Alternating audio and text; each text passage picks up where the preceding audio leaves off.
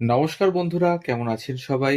গল্প যেখানে সত্যি চ্যানেলের আরো একটি নতুন গল্পে আবারও আপনাদের সকলকে স্বাগত জানাই। ইতিমধ্যেই আপনারা বেশ কিছু আহ জগদ্ধাত্রী পুজো উপলক্ষে জগদ্ধাত্রী মায়ের গল্প শুনলেন, ছট পুজোর গল্প শুনেছেন। আবার আমরা ফিরে আসি একটু অন্যরকম গল্পে।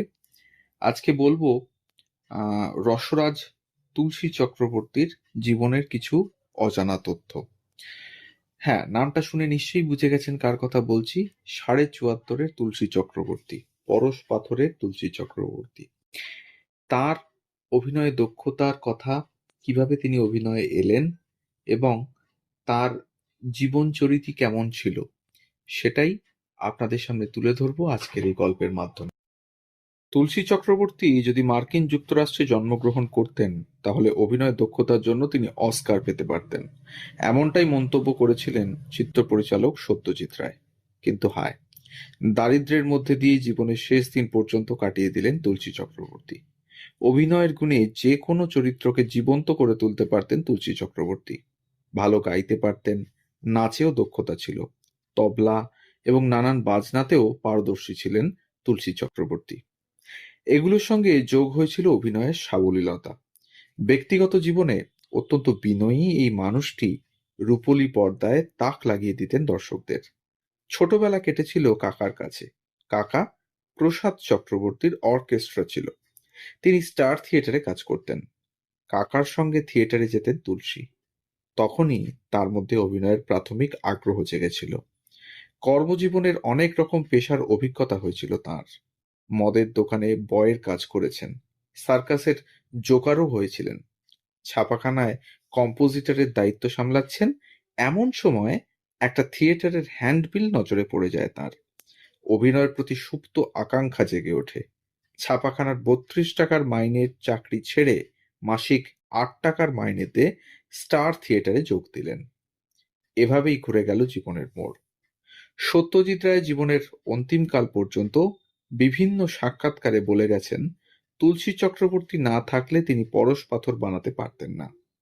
পরশ পাথর যে ছবিটি মূলত তুলসী চক্রবর্তীর কাঁধে চড়ে, তার জন্য পরিচালক তাকে দৈনিক ১০০ টাকা পারিশ্রমিক দিতে চেয়েছিলেন, কিন্তু অভিনেতা তা প্রত্যাখ্যান করেন। এই যুক্তিতে যে যদি লোকেরা জানতে পারে যে তাকে একটি নির্দিষ্ট ছবির জন্য এত বেশি পারিশ্রমিক দেওয়া হয়েছে, তাহলে তিনি আর হয়তো কখনো ইন্ডাস্ট্রিতে কাজই পাবেন না। তাই তিনি প্রতিদিন মাত্র ১৫ টাকা বেতন নিয়ে খুশি ছিলেন। কিংবদন্তি এই অভিনেতা যদিও পরশ পাথর ছাড়া অন্য কোনো চলচ্চিত্রে প্রধান চরিত্রে অভিনয় করেননি। সহ অভিনেতা হিসেবে তাকে পাওয়া গেছে ৭৪.৫, চাওয়া পাওয়া, একটি রাত, অযান্ত্রিক, পথের পাঁচালী, দ্বীপ জেলে যাই ইত্যাদি ছবিতে। উত্তম কুমারের সঙ্গে কাজ করেছেন প্রায় ৩ ডজন চলচ্চিত্রে। সিনেপাড়ায় কথিত আছে, উত্তম কুমারের চেয়েও তাকে বেশি টাকার অফার করা হয়েছিল সহ অভিনেতা হিসেবে, কিন্তু শ্রদ্ধেয় তুলসী চক্রবর্তী তা নিতে অস্বীকার করেছিলেন।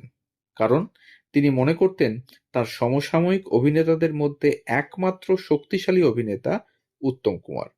তাই উত্তম তুলনামূলক কম টাকা পাবেন, এই মেনে নিতে পারবেন না। কতটা বিনয়ী এবং কাজের প্রতি সৎ হলে এমনটা ভাবা যায়, আজকালকার দিনে যা একেবারেই দুর্লভ। সালটা ১৯৫৩। কই, কোথায় গেলে গো? এই সংলাপ তখনকার দিনে ছড়িয়ে পড়েছিল বাংলার ঘরে ঘরে। নির্মলদের ছায়াছবি ৭৪.৫। প্রায় ৮ সপ্তাহ রমরমিয়ে চলেছিল প্রেক্ষাগৃহে। উত্তম সুচিত্রা তখন নবতম জুটি। তাদের থেকেও দর্শক মনে রেখেছিলেন তুলসী মলিনাকে। দর্শকদের দাবি ছিল এই ছবির নায়ক নায়িকা আসলে তাঁরাই। অ্যান্ড্রিউ রবিনসন একবার তুলসী চক্রবর্তী সম্পর্কে মন্তব্য করেছিলেন, Chakraborty recalls Chaplin to his best. Instead of mustache, he has a pair of eyes of bulbous as if frogs, which he opens wide with every emotion known to man.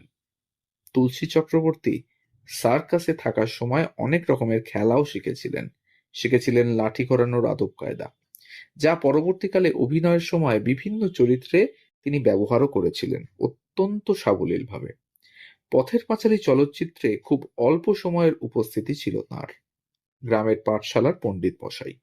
ছড়ি ঘোরাতে ঘোরাতে ছাত্রদের পড়াচ্ছেন, কাউকে বকছেন। সেই সময় তার সেই ছড়ি ঘোরানো খুব মন দিয়ে দেখলে বোঝা যাবে কতটা সাবলীল অভিনেতা ছিলেন তিনি। আরেকটি ঘটনার কথা উল্লেখ করা যাক। একবার এক সিনেমার শুটিং চলাকালীন বৈষ্ণব সাজার অনুমতি পেয়েছিলেন তুলসী চক্রবর্তী। বৈষ্ণব সেজে শ্রীখোল হাতে পরিচালকের সামনে যেতেই পরিচালক তাকে একেবারে সামনের সারিতে দাঁড় করিয়ে দিলেন। তুলসী চক্রবর্তী শট দিলেন, খোল বাজাচ্ছেন, মুখে হরিনাম, চোখের জলে ভেসে যাচ্ছে বুক। পরিচালক এত খুশি হলেন যে ১.৫ মিনিটের শট তিনি ৪ মিনিট নিলেন এবং তা সম্পাদনার পর মূল সিনেমাতেও রাখলেন। ছোটবেলায় শেখা হারমোনিয়াম, তবলা, পাখোয়াজ কাজে দিয়েছিল অভিনয়েও।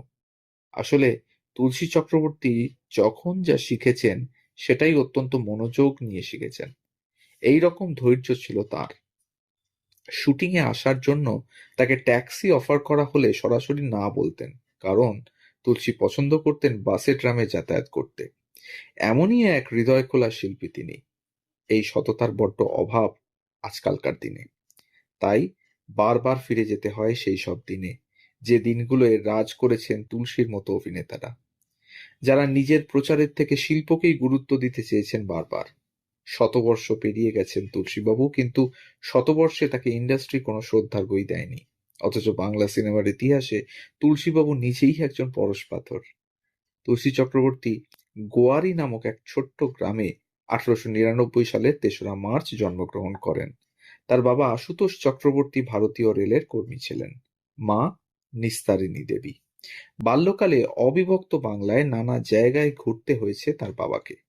অল্প বয়সী অবশ্য পিতৃবিয়োগ হয়, তাই পড়াশোনাও বেশি দূরে এগোতে পারেননি। কিন্তু প্রচণ্ড দারিদ্র্য থাকা সত্ত্বেও নিজের বাড়িটি দান করেছিলেন এলাকার দরিদ্র পুরোহিতদের জন্য।